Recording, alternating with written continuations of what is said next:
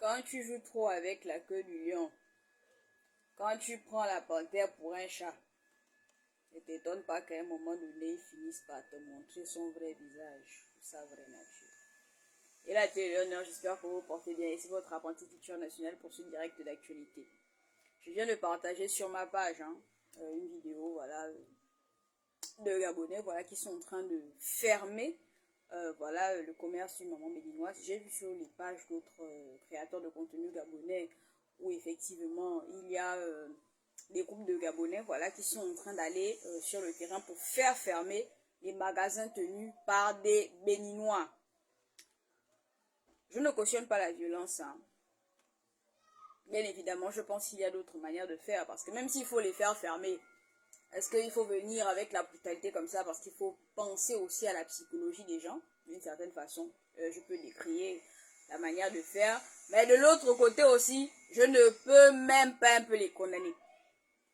Parce que comme je disais tantôt, à force de confondre le chat avec la panthère, tu vas finir par réveiller son vrai comportement. À force de tirer sur la queue du lion, un jour, il va te montrer son vrai visage. Et c'est ce qui est en train de se passer avec les Gabonais. Tout ceci aurait pu s'arrêter, Je vous assure, tout ceci aurait pu s'arrêter. Pourquoi ce ne sont pas les Ivoiriens qui sont dans la sauce? Pourquoi ce ne sont pas les Togolais qui sont dans la sauce? Pourquoi ce sont seulement les Béninois qui sont pointés du doigt comme ça et les Camerounais? Parce que ces deux-là font trop de désordre ici. Ça aurait pu s'arrêter, ça aurait dû être un feu de paille normalement. Ça aurait dû être un feu de paille, mais pourquoi est-ce que ça prend autant d'ampleur? Parce qu'il y a de la frustration accumulée. Il y a de la frustration accumulée. Du côté de Gabonais, il y a trop de frustration accumulée. Ça fait trop de temps que les Gabonais subissent les comportements de ces gens-là, surtout principalement de ces deux-là. De ces deux pays-là, ils subissent ça ici, on en a marre. Voilà pourquoi Voilà pourquoi la réaction est si violente. Voilà pourquoi la réaction prend tellement de temps. Voilà pourquoi elle perdure dans le temps. Parce qu'il y a eu des années de frustration accumulées par rapport à ces deux pays-là, de ces deux nationalités. Personnellement, j'ai été victime l'année dernière. Que ceux qui sont abonnés sur ma page, vous savez, sur Facebook, j'en avais parlé ici. Je suis rentrée dans l'entreprise d'un Béninois, mais le monsieur m'a fait du sale. Ici au Gabon, j'ai attrapé la tuberculose dans son entreprise. Parce que ça, l'une la collaboratrice avec qui j'étais a attrapé une pneumonie.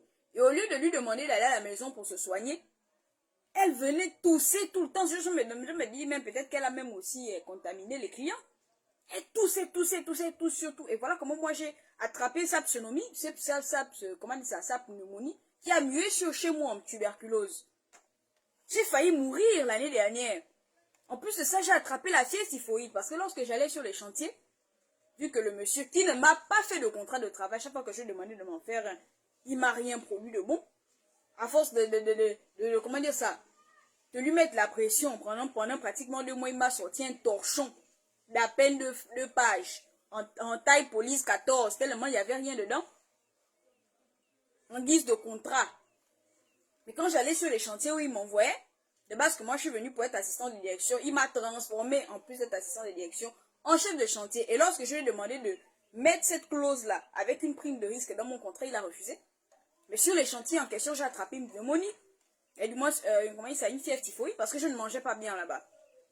C'était pas, il donnait quelque chose pour acheter à manger, mais sur les chantiers, vous ne pouvez pas garantir la qualité de la nourriture. Non seulement ça, les ustensiles que j'utilisais aussi dans l'entreprise étaient mal entreposés ou mal nettoyés par ma collègue, qui les mettait dans une sorte de débarras. Quand j'ai vu le jour où elle cachait les ustensiles là, mais j'ai failli pleurer, parce qu'elle avait déplacé ça à un moment donné. J'ai attrapé une fièvre typhoïde aussi. J'ai failli perdre ma vie l'année dernière. Heureusement que je suis d'une bonne famille. Heureusement que j'avais autour de moi des gens pour me sauver. Le monsieur m'a jamais fait de contrat de travail. Il m'a traité comme du n'importe quoi. Et figurez-vous bien qu'au début de cette année, il a eu le courage, le culot de m'appeler au téléphone pour demander soi-disant de mes nouvelles 1 an plus tard. Vous trouvez ça normal? Il y a trop de frustration. Je ne parle même pas des autres parce que je ne connais même pas les histoires des autres. Mais ça, c'est un Béninois qui m'a fait ça. dans mon pays, le Gabon. Donc comprenez hein, que si les Gabonais réagissent avec autant de violence, c'est parce qu'il y a trop de frustration accumulée. Trop de frustration de la part des Béninois et des Camerounais. La chance des Camerounais, c'est peut-être parce qu'ils se ferment un peu leur bouche. Mais les Béninois, en plus de mal se comporter, se permettent d'insulter notre président. Vous êtes malade. Donc je ne peux même pas complètement décrier ou incriminer les Gabonais qui font ce qu'ils font là. Hein. À un moment donné, il faut arrêter de taper sur le coco des gens. Il faut arrêter de jouer, de chercher à faire des tresses avec les neurones des gens. Ce que vous voyez là, c'est le résultat d'une frustration accumulée. Je ne peux même pas juger les gens qui font ça. Peut-être la façon de faire est brutale. Mais ces gens-là nous ont fait pire. Jusqu'à insulter notre président. Je ne peux même pas, à ce niveau-là, je ne peux même pas prendre parti. Je dis que faites ce que vous voulez faire. Si l'État gabonais vous laisse faire, faites-le. Je suis qui pour vous juger. Trop de frustration. Et les gens qui vont dire oui, il y a les Gabonais à l'étranger et tout, je ne suis pas contre. Hein. Mais jusqu'à preuve du contraire, aucun Gabonais à l'étranger n'a jamais insulté un président dans le pays étranger où il vit. Jusqu'à preuve du contraire, hein, quand les Gabonais sont à l'étranger, ils savent se tenir. On n'entend pas de tels scandales sur les Gabonais, même quand les Gabonais ouvrent des entreprises à l'étranger. On a déjà entendu un scandale quelque part, quelqu'un est venu témoigner qu'un Gabonais ouvert une entreprise dans son pays et puis il a refusé de lui faire un vrai contrat de travail. Que le Gabonais, que l'étranger est tombé malade dans l'entreprise du Gabonais en question et le Gabonais a refusé de prendre en charge ses soins médicaux. Beaucoup d'étrangers là travaillent avec des entreprises fantômes. J'étais employé dans cette entreprise, mais je n'étais pas affiché comme employé. Il a refusé de me faire la CDC, il a refusé de me faire la CNAMGS. Mais pourtant, tous les jours, je partais au travail. J'ai des photos, j'ai des preuves. Donc, ce que vous voyez les Gabonais faire là, moi, je ne peux même pas juger. Je ne peux jamais juger. D'accord? Vous avez commencé ce jeu-là, et on va le terminer ensemble. Et que cela serve de leçon à tous les autres.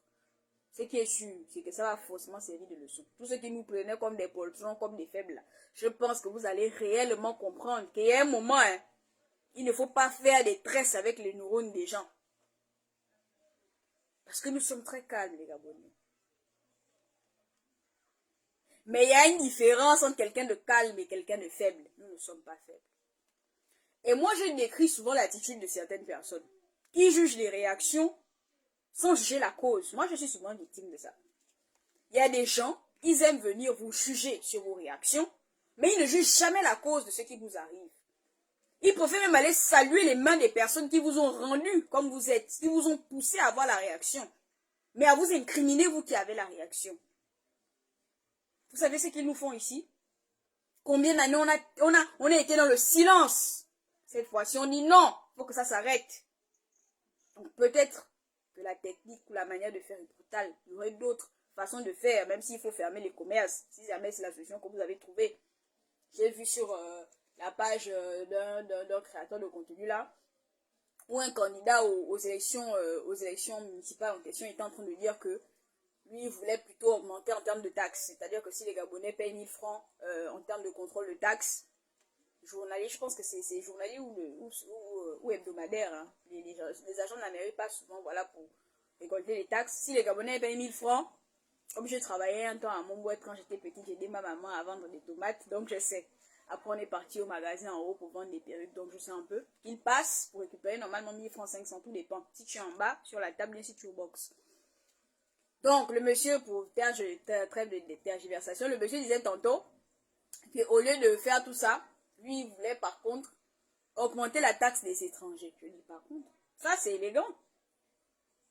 Mais dans l'émotion, dans tout ça, avec l'injure odieuse qu'ils ont eu à avoir envers notre président, je ne peux même pas condamner les Gabonais qui se comportent comme ils se comportent. C'est qui est sûr. Maintenant après, pour les Gabonais qui sont à l'étranger, comportez-vous toujours bien. Parce que c'est qui est sûr, c'est que même quand on veut vous faire du mal, hein, quand vous n'avez rien fait de mauvais, on ne peut pas trop s'acharner sur vous. Après, si on s'acharne trop sur vous, ben rentrez chez vous. Vous y allez dans des pays où vous êtes les bienvenus, c'est tout. Est-ce que au nom de la diplomatie, on va devoir accepter de continuer de nous faire traiter comme des moins que rien, de nous faire écraser dans notre propre pays. Je dis non. Même si on doit être fiché par rapport à ça dans l'Union africaine ou dans le monde entier, je dis qu'il faut que ça cesse. Ça doit cesser. Le train qui a commencé là, c'est vous qui l'avez enclenché. Nous, on va continuer simplement à rouler dedans. Jusqu'à ce que notre président sorte et dise faisons comme ci, faisons comme ça. Mais comme il ne s'est pas encore proposé, ou du moins s'il ne s'est pas encore prononcé, je pense que la population a le droit d'agir. La population s'est sentie blessée. Déjà à cause des années d'abus, mais en plus c'est à cause de l'injure envers le président. Ça, on ne pardonne pas ça. On ne passe pas ça sous silence, ça, on ne laisse pas passer. Donc, je ne dis pas que tous les étrangers ou tous les Béninois sont méchants. C'est pas ce que je suis en train de dire. Ce que je dis, c'est que la plupart sont méchants. Et qu'à cause de cette majorité-là, il faut qu'on sévisse. Il faut qu'on montre. On en a marre. Comme ça ne va plus se répéter. Je pense qu'il y a un truc. Hein. Je pense que quand j'étais petite, il y avait un proverbe où il y avait une assertion qui disait que tu ne peux pas être ami avec quelqu'un avant d'être vraiment affronté avec la personne. La vraie amitié commence quand vous vous battez, vous mesurez les forces. C'est là où le respect rentre. Jusqu'à présent, on est resté tranquille. Donc, on ne vient pas nous incriminer au moment où on réagit. D'accord? Même si vous nous incriminez, de toute façon, on a déjà fait. Et on va continuer de faire. Jusqu'à ce que les choses reviennent à la normale et que la leçon soit apprise à l'international. Oui, je suis xénophobe, si c'est ce que vous voulez dire. Mais moi, je préfère appeler ça montée de patriotisme. Abandonnez. Un bon entendeur s'aligne. Si vous n'êtes pas d'accord, retournez chez vous.